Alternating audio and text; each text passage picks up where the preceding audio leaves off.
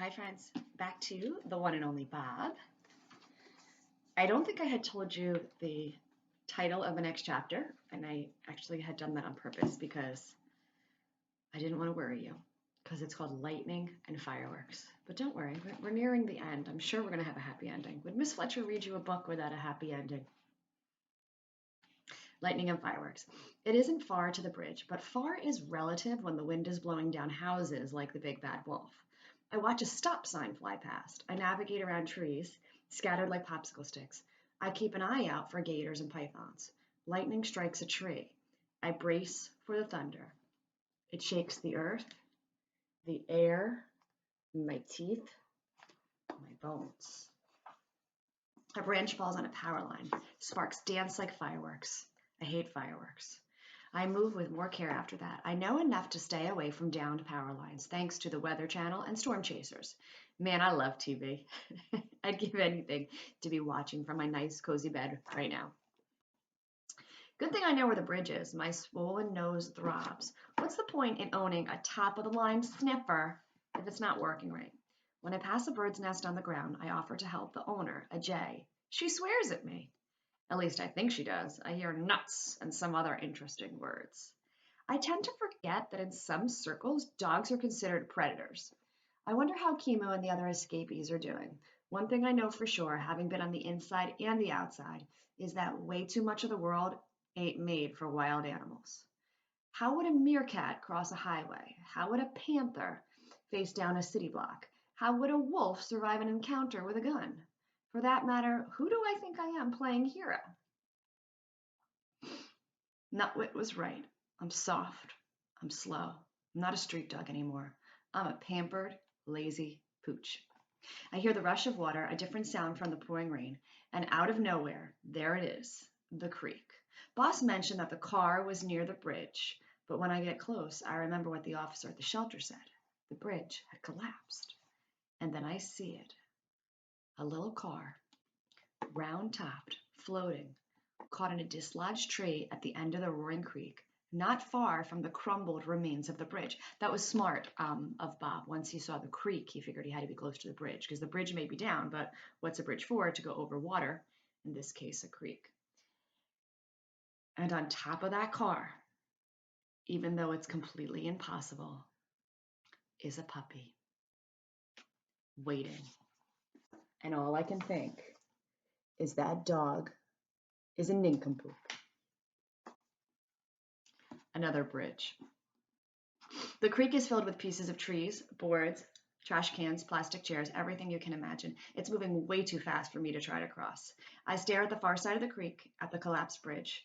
I really wish I hadn't seen that puppy. I know there's another way to cross the creek of sorts, downstream a bit, an old pedestrian bridge made of wood and metal and rope. No one uses it anymore, no one with any sense. When I reach it, the little bridge is swaying like a cradle. It's blocked off by a rusty metal gate to keep people from using it, but I can easily squeeze through the bars. I run halfway across, lose my footing, run some more. Gulp. What am I doing?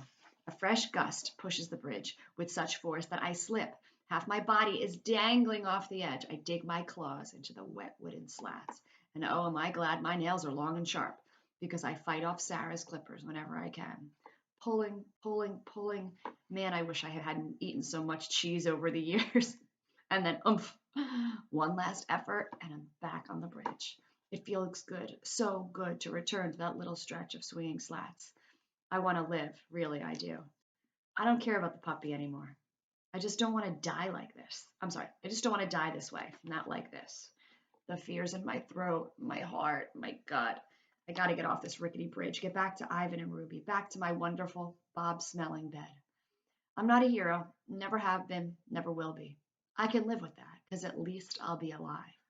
I turn, moving snail slow, because the stupid bridge just won't stay put. Crawling on my belly so I won't lose my footing again.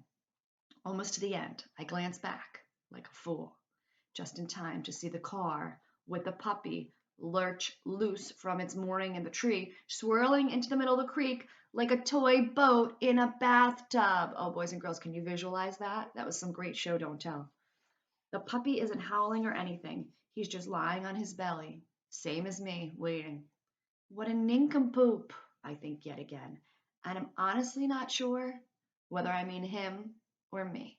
And for those of you who don't know what nincompoop means, I'm sure you can kind of use context clues like silly, nonsense, silly mostly. Next chapter is hero. I will not lie. I am not thinking.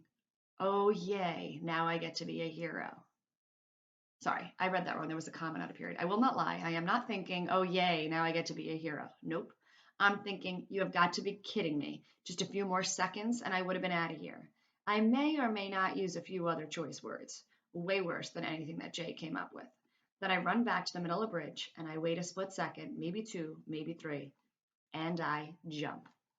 The next chapter is cartoons. And I ain't proud of this, but halfway down, I remember that I really, really, really don't like riding in cars. I'm sort of dog paddling in the air, thinking I can slow things down, maybe even reverse direction like Wile E. Coyote in those old cartoons. Cartoons are ridiculous for a reason. The next chapter is called Not a Movie. So, in a movie, I'd land all graceful and tough and grab that little guy, but this isn't a movie. I kind of land on top of him, legs splayed like a bug on a windshield. Not enough to smush him, but definitely enough to annoy him. The car spins, dips, rights itself. Hi, I say. I'm your Uncle Bob. If you're my uncle, why are you trying to kill me? He asks. Pup has a mouth on him for being so tiny. I'm saving you, dude. I grab his scruff with my teeth. The scruff is that part behind an animal's neck. Ouch, he says. The car seesaws. I scrabble, clawing at the slick skin of the roof. My nails make a horrible scraping sound. It's like trying to hug a whale. Can you swim? I ask out of the side of my mouth. It's hard to talk to a puppy between your teeth. No, can you? Yes, but I suspect the degree of difficulty will go up considerably with a puppy in my mouth. The car lists, recovers, lopes along like a jackrabbit in tall grass. My claws make tracks in the paint. How'd you get on the top of the car? I ask. Wasn't easy. Branch broke through one of the windows. I climbed out that way. Impressive. By the way, says the puppy, I think we may be sinking. No kidding, Sherlock. I didn't mean to sound unkind. I'm a bit stressed. I don't have a name, actually. How about Rowdy? I suggest. I hear it's available. Sure, what the heck? So what's your plan? You tell me, I say. What'd you think was going to happen? I figured maybe someone would come along and save me, some human maybe. Dog's best friend, I say. If you say so. Another lurch, we're going down. Hang on, pup, I say. Man's best friend is going to save you instead. All right, my friends, we are going to stop there. So Bob has found Boss's puppy. They are on a car in the creek. Bob has the puppy in his mouth by the scruff of the back of the neck, and he's hoping to swim to safety. And the next chapter is called Do Not Let Go. We have passed 300-page mark. We are on page 304. We are getting there, friends. I know some of you don't want this book to end, and I don't either. But we really are almost there, which is good timing when you consider that after today, we have only 6 days of school left, 6 days of third grade. Okay, friends, talk to you next time.